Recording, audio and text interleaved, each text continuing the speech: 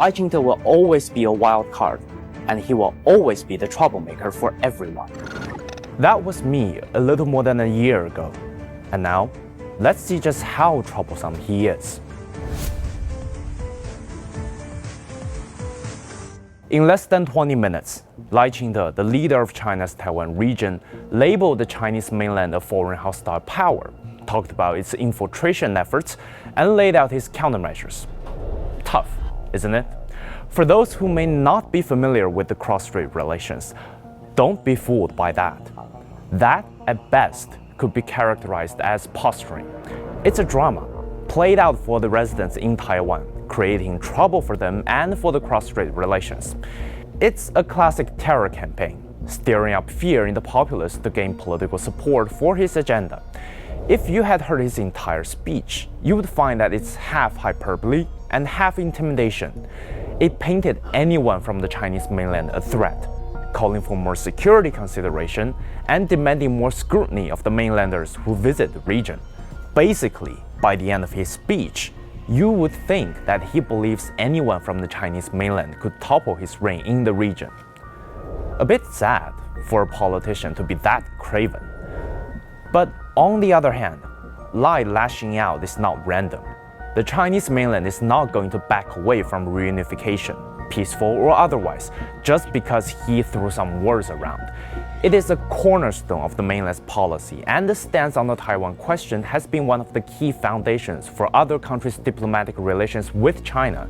It's consistent. It's not going to change. But for Lai, things have been less clear or consistent.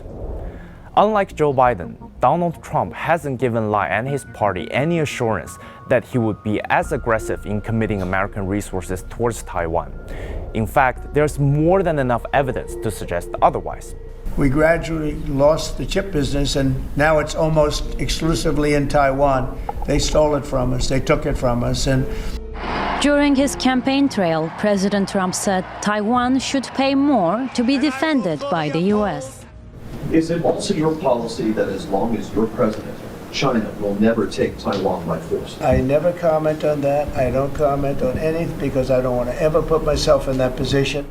Can't say that's very comforting for Lai to hear. A political science professor at a university in Taipei told NPR this: for Mr. Trump, it seems like there's no concept of allies. Everything's transactional.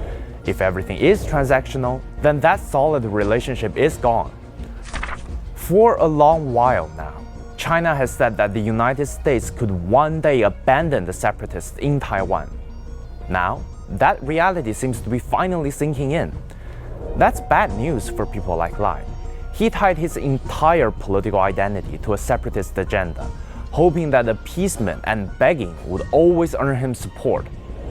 But that's never a guarantee, as he feels pressured by the possibility that one day he will be left alone.